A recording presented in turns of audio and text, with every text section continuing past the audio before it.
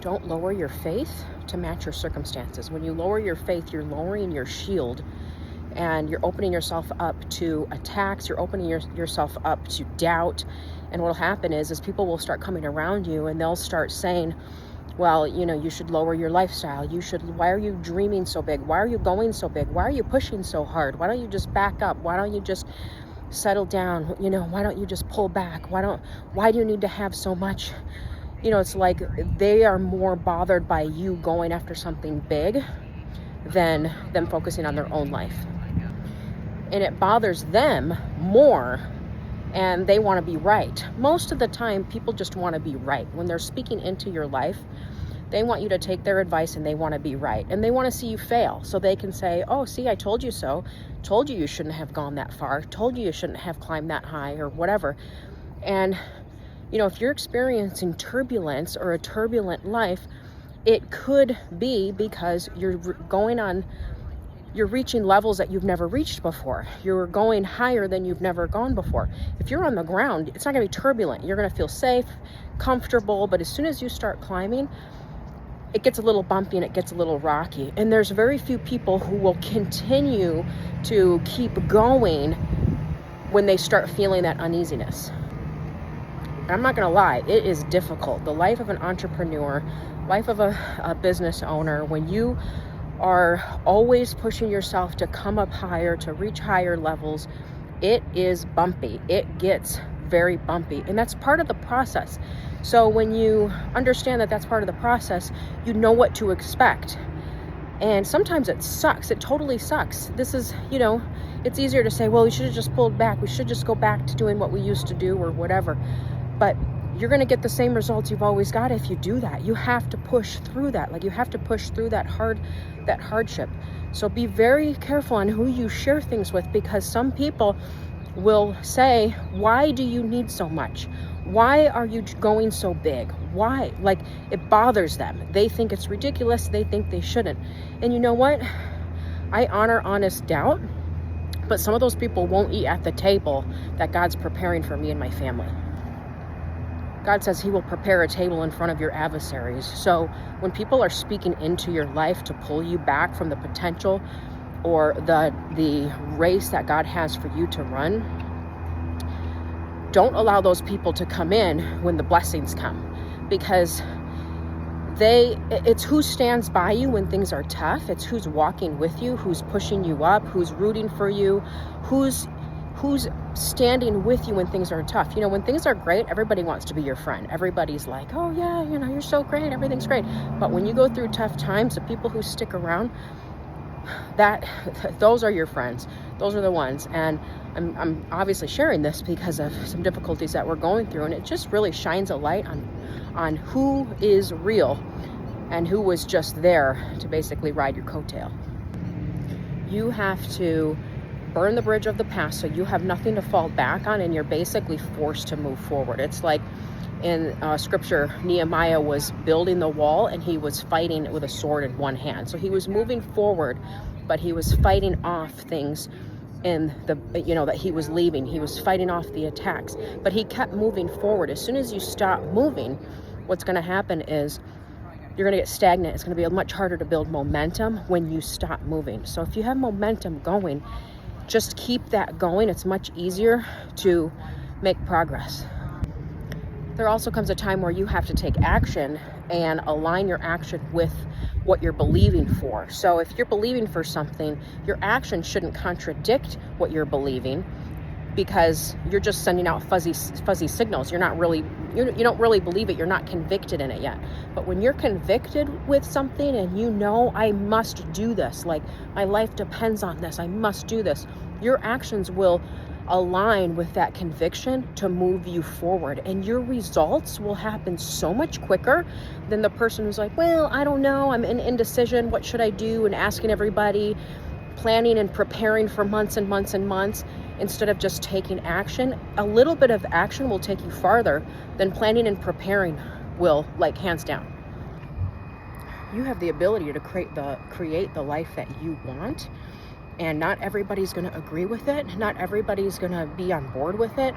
There's going to be haters. The higher you climb, the more haters come out of the woodwork and are going to start talking trash. That's okay. Just expect it. Be ready for it. What God has for you may not be what God has for that person. And it's your job to run your race. If you're married, you're accountable to your spouse. You're accountable to your children. If you're a parent, you're most definitely accountable to God, and you're accountable to take care of yourself. So don't let things get out of order. You're not accountable to every single person who has an opinion about what you're doing in your life. You need to focus on what your race is. And I'm not saying you shouldn't prepare for something. You should always be prepared. But preparation is actually an action thing. It's like, somebody who's in the military, if they're, ready to shoot, they're prepared while they're waiting. So they are already in position. They're already prepped. They already have everything. They're focused. Their eyes are where they need to be, and they're prepared, but they're still. So that's a different type of waiting in preparation. But you don't want to spend your life just preparing and never taking action, never getting started. You have to get started at some point. Even if you make a wrong decision, it's fine. Keep going. I feel like a lot of people are scared to make a move because they're like, well, what if I fail? Or what if I'm wrong? And I know that sounds cliche, but what if? What if you fail? What if you make a wrong decision? What if you screw up? What if you lose money? What if you make money? Like, what if it doesn't turn out the way you want it to turn out? Those are like, who cares? Either you go or you don't. You move or you stay. You make bold moves or you stay put. Like, these are all decisions that determine your life and what you're going to obtain in life and how far you're going to go and what God has for you.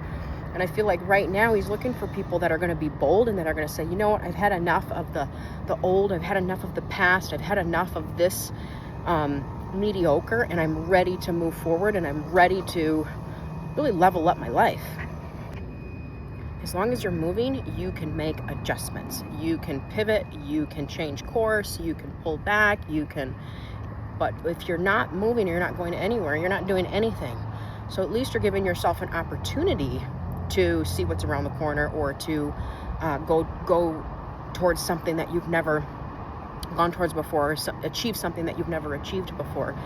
And really, the action is the difference. It's the action. I've had a lot of people ask me about the 6-month picture that I put of my fitness journey, and it's the action. Most of it's the action. I just kept going and going. I kept dialing in. I kept adjusting.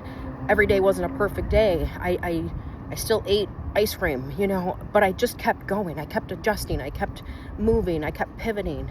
And eventually things catch up and the results start catching up. It's like you wouldn't read a book on how to run. You'd actually go run. You can't consume so much. You have to start creating at some point and start doing and start taking action. Consuming, even reading all the time, you're still consuming. You're taking all the information in. You have to do something with that information. You got to let it out. So this is like the season of creating and producing, and pulling back on consuming. So when you're just consuming all the time, you're getting like obese, basically. Your home's getting obese. If you're consuming books, you're getting like spiritually obese. You have to let some of that stuff out and share it and do something with it and turn it into something productive and something creative, because God wants you to create. He wants you to produce. And if we just consume TV, social media, we're consuming music all the time. It's just all this stuff. We're eating, we're consuming. It's like a life of gluttony, and we're not producing. You're just wasting time. You're just wasting your life.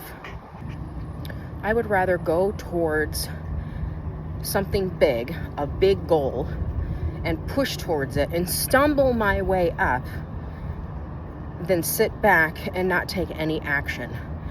And when you do that, people are going to, I've had close people that I thought were close friends, like, laugh and say, I hope you fail. I had someone who I thought was a close friend said, I hope you become homeless and lose everything. And this was someone I've known for like 15 years. You know, of course, I rebuke any of that from taking root into my life. But when people speak things into you because they see you are struggling as you climb, you know, it just makes a really clear picture of who is not going to be at the table and who is going to be at the table. And I'm very excited for God to prepare that table in front of these people. It's just going to be a beautiful thing. So wake up from your slumber, get your mind and thoughts on higher things, start taking care of yourself, you know, run your race. Don't be so focused on chasing trends and reorganizing your home and shuffling things and just being a prisoner of your house. Get out of bed, like get that zeal back, get that hope, get pumped for life. Start taking care of yourself, start taking care of business, like handle things, be disciplined, move forward with expectancy that God has a beautiful future for you that you could be living right now. You could be living that future self right now by the choices that you make today and the action that you take. It's a beautiful thing when you experience what God has for you.